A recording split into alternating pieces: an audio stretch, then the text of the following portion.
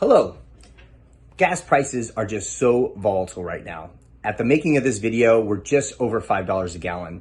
And for the first time, AMS Landscaping is doing a fuel surcharge. We actually prevented doing this for so many years, and I was trying to avoid it any way, shape, or form, but I feel like this could be a temporary measure, and when gas prices come back down, we'll be able to remove it.